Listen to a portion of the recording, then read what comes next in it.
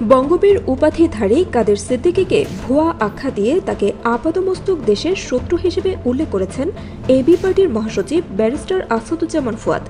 এক বক্তব্যে তিনি বলেন, বঙ্গবীর তো ওসমানী, কাদের সিদ্দিকী নিজেই নিজেকে বঙ্গবীর বলে, যা অত্যন্ত নির্লজ্জতা। তিনি নিজেই নিজেকে রাষ্ট্রীয় উপাধি দিয়েছেন, এমনটা কোথাও হয় না। রাষ্ট্র ও পররাষ্ট্রনীতি প্রসঙ্গে ফুয়াদ বলেন, রাষ্ট্র কখনো বন্ধু সাপেক্ষে হয় না, রাষ্ট্র হয় শত্রু সাপেক্ষে। শত্রু সাপেক্ষেই সীমান্তে পাহারাদার বসাতে হয়, অস্ত্র দিতে হয়।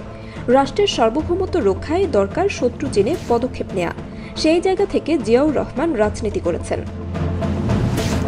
ভারতের সঙ্গে সম্পর্কের প্রসঙ্গ টেনে তিনি বলেন, যে দেশকে আমাদের শাসকরা বন্ধু রাষ্ট্র বলে আখ্যা দেয়, সেই ভারতের সঙ্গে কি বন্ধুর মতো সম্পর্ক? বন্ধুর বাড়িতে কেউ দারোয়ান রাখে, সীমান্তে ফেন্সিং দেয়, মানুষ হত্যা করে, তাহলে এটা তো শত্রু রাষ্ট্রের আচরণ। ফারাক্কা ইস্যু নিয়ে জিয়াউর রহমানের ভূয়সী প্রশংসা করে ফুয়াদ বলেন, 1977 সালে জাতিসংঘে গিয়ে তিনি গঙ্গাপানি ইস্যু প্রথম আন্তর্জাতিকভাবে তুলেছিলেন। ভারত আপত্তি জানালেও তিনি পিছপা হননি। এরপরেই ভারত বাধ্য হয় বাংলাদেশের শর্তে পানি চুক্তি করতে। রোহিঙ্গা সমস্যা নিয়েও জিয়াউর রহমানের কৌশলগত অবস্থানের প্রশংসা করেন তিনি। বলেন, 77 সালে লক্ষাধিক রোহিঙ্গা ঢুকে পড়লে জাতিসংঘে গিয়ে তিনি কঠোর বার্তা দিয়েছিলেন, রোহিঙ্গাদের ফিরিয়ে না নিলে সবাইকে অস্ত্র দিয়ে মিয়ানমারে ঢুকিয়ে দেব। সেই চাপেই রোহিঙ্গাদের ফেরত নেয় বার্মা।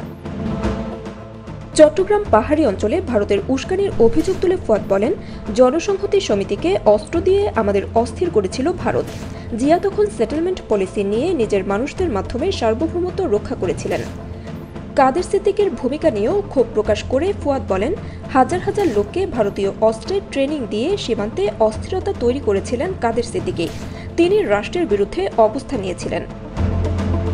বক্তব্যের এক পর্যায়ে ব্যারিস্টার ফুয়াদ বলেন, জিয়াউর রহমান প্রথমবারের মতো বাংলাদেশকে শত্রু সাপেক্ষে ভাবতে শিখিয়েছেন।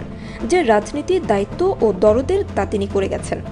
আজ আমরা রাষ্ট্রের পুনর্গঠনের কথা বলছি, তা নতুন কিছু নয়। এই পথ জিয়াউর রহমান দেখিয়ে গেছেন।